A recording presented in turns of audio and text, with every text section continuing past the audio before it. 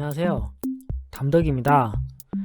제3강 인사전략과 전략적 HR에 대한 강의를 시작해 보도록 하겠습니다. 지난 2강에서는 전략적 인적자원 관리의 개념에 대해서 간단하게 정리를 해보았는데요. 이번 3강에서도 계속해서 전략적 인적자원 관리와 관련된 부분을 이어나가도록 하겠습니다. 이번 강의에서는 인사전략의 기본 모델과 향후 인적자원과 관련된 주요 환경적 변화에 대한 인적자원 관리가 안고 있는 과제 등에 대해서 다루어 보도록 하겠습니다. 인사관리의 패러다임이 전략적 인적자원 관리로 전환이 되면서 사람에 대한 관리도 전략적인 관점에서 이루어져야 합니다.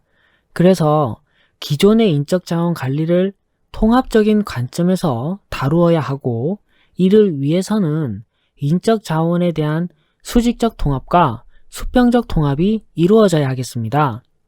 그림을 보시면 수직적 통합의 경우에는 조직이 추구하는 사업의 목표를 달성하기 위해서 기업은 전략을 수립을 하게 되고, 인적자원 관리는 이러한 사업 전략과 상호 연계가 되어서 이루어져야 합니다.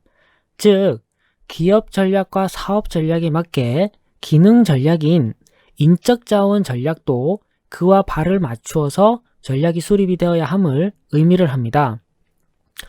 수평적 통합의 경우에는 인적자원 관리의 각 기능들인 확보, 평가, 개발, 보상, 유지 등이 서로 개별적인 역할을 하는 것이 아니라 인적자원 관리의 전략과 목표를 달성하기 위해 일관성과 일치성을 가지고 상호 유기적으로 결합이 되어야 함을 의미합니다.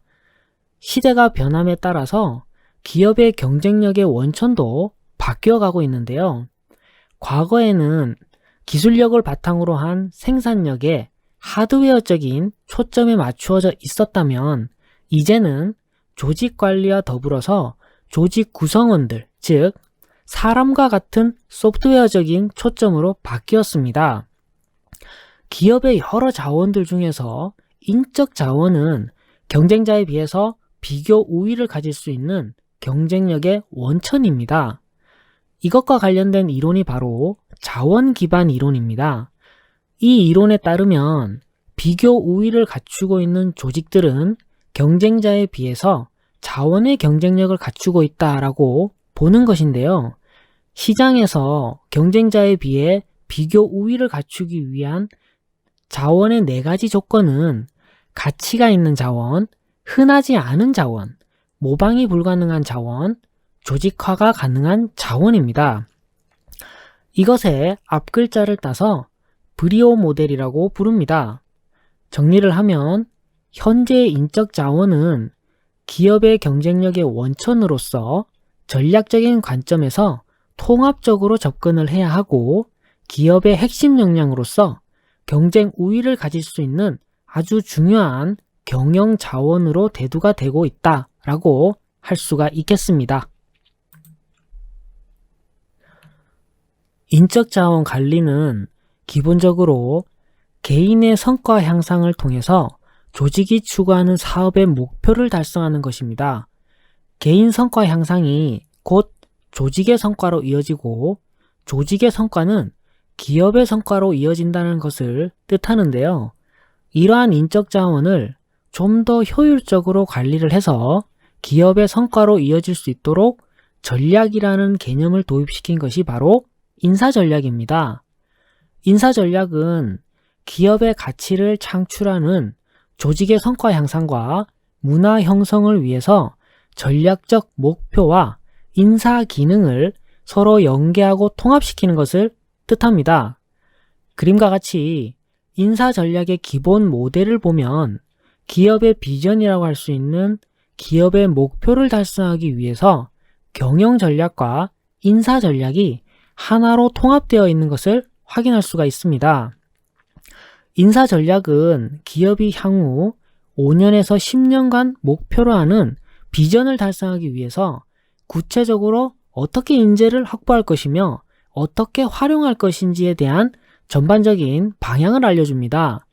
다만 인사 전략은 기업의 경영 환경에 따라서 달라질 수가 있는데 이러한 특성에 맞는 인사 전략을 수립하는 과정을 전략적 인사관리라고 합니다. 즉, 기업을 둘러싼 여러 경영 환경의 변화들로 인해서 경영 전략이 달라질 수가 있는데 이러한 변화 속에서 대응을 할 수 있는 조직 체계를 구축을 하고 개발해내는 것이 전략적 인사관리의 핵심이다라고 볼 수가 있습니다. 인사 전략은 인적 자원을 어떻게 하면 전략적으로 활용을 해서 기업의 목표를 달성할 수 있는지에 대한 의문점에서 시작을 합니다. 전략적인 관점에서 인적 자원을 운영하기 위해서는 5가지의 조건이 필요한데요. 전략적 인적 자원 관리가 기업 성과에 긍정적인 측면으로 작용하기 위해서는 외적 적합성과 내적 적합성을 충족시켜 줄 수 있는 5가지 조건이 필요합니다. 하나씩 설명을 드리자면 첫 번째, 인사 전략이 조직 전략과 적합성이 높을수록 경영 성과는 높아집니다. 두 번째, 인사 전략이 조직이 처한 경영 환경과의 적합성이 높을수록 경영 성과는 높아집니다. 세 번째, 인사 전략이 조직이 보유하고 있는 특성과 적합성이 높을수록 경영 성과는 높아집니다. 네 번째, 인사 전략이 조직이 보유하고 있는 역량과 적합성이 높을수록 경영 성과는 높아집니다. 마지막 5번째는 인사 시스템을 구성하는 각 요소들이 상호적으로 일관성을 갖추었을 때 경영 성과는 높아집니다. 이러한 조건들의 적합성 정도가 왜 중요한지 조금 더 자세히 설명을 드리겠습니다. 우선 조직 전략을 보면 조직 전략은 기업 전략과 사업 전략을 뜻하는데 기업 전략은 성장 전략을 의미를 하고요. 사업 전략은 경쟁 전략을 의미를 합니다. 기업이 성장 전략을 추구했을 때 또는 경쟁 전략을 추구했을 때 인사 전략은 여기에 발을 맞추어서 선제적으로 대응이 가능해야 합니다. 이러한 전략과의 적합성이 인사 전략과 부합이 될수록 적합도가 높다라고 평가를 할 수 있겠습니다. 경영 환경은 여러 가지 환경적인 요인의 변수들이 많이 작동을 하게 되는데요. 이러한 환경적인 요소에는 불확실성의 정도, 환경의 변동성, 환경 변화의 규모, 환경의 복잡성 등이 있습니다. 이러한 요소들의 변수가 높을 때 또는 낮았을 때 인사 전략도 이러한 변화에 대응을 할 수 있게 조직 체계를 갖추고 있어야지만 적합도가 높다라고 평가를 할 수가 있겠습니다. 조직 특성은 조직 내부에 있는 내적 요소로서 여기에는 생산 과정, 시장 점유율, 경영 철학, 조직 구조, 조직 문화 등이 있습니다. 이러한 조직 특성들이 인사 전략에 큰 영향을 끼칠 수 있기 때문에 조직 특성에 맞는 인사 전략이 필요합니다.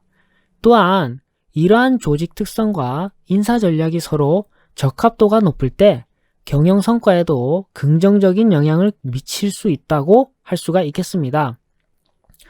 조직 역량은 경쟁자들과 차별화되는 핵심 역량을 의미를 하는 것으로서 개인 역량보다는 조직 전체 차원에서의 역량을 의미를 합니다. 그래서 조직 역량이 경쟁 우위로서 작용을 할 때 인사 전략과의 적합성은 높아질 수가 있습니다. 이러한 4가지 요소들은 인사 전략과의 외적 적합성이라고 한다면 인사 시스템은 내적 적합성으로서 전략적 인사 관리를 위해 고려해야 하는 여러 가지 인사 시스템 간의 상호 일관성을 갖추는 것을 의미를 합니다. 인사 영역은 크게 확보, 평가, 개발, 보상, 유지 관리로 구분이 되어지는데 이들이 서로 별개로 이루어지는 것이 아니라 조직의 성과를 높이기 위한 상호 보완적으로 기능을 수행을 해야 함을 의미를 합니다. 자, 지금까지 살펴본 5가지 요소들을 이런 식으로 구분을 하면요, 우리가 2강에서 살펴보았던 내용과 동일한 것을 알 수가 있습니다. 조직 전략과 경영 환경, 인사 시스템은 상황 이론과 연계를 해서 생각을 할 수가 있겠고요. 조직 특성과 조직 역량은 자원 기반 이론과 관련을 지어서 생각을 할 수가 있겠습니다. 시대가 흐르면서 노동시장도 빠르게 변화를 하고 있습니다. 가장 최근의 이슈는 고령화 인구의 증가와 고용 형태의 다양화 등을 들 수가 있는데요. 이러한 것들은 우리나라 기업들이 공통적으로 직면을 하고 있는 환경적인 요인입니다. 그래서 이러한 변화 속에서 인적자원 관리 또한 변화를 해야 하는데, 주요한 이슈 사항들은 어떠한 것들이 있는지 간단하게 알아보도록 하겠습니다. 첫 번째, 사람 중심과 직무 중심 두 축의 패러다임의 변화입니다. 우리나라는 전통적으로 사람을 중심으로 한 인사관리를 적용을 해왔습니다. 학력별, 직종별로 채용을 해서 초임을 부여하고 근속 서열을 중시하는 승진 문화와 처우를 해왔었는데요. 이러한 인사제도를 연공형이라고 부르고 직무 능력에 따른 제도를 직능 자격 제도라고 부릅니다. 90년대 중반까지는 대기업을 중심으로 능력급과 다양한 성과급 제도도 등장을 하였는데, 직무 중심의 인사관리는 직무의 특성과 직무 수행 성과를 기준으로 하는 인사제도입니다. 업무의 성과 책임과 역량을 중시하고 직무 수행 성과에 따라서 보상을 결정하는 것이 특징인데요.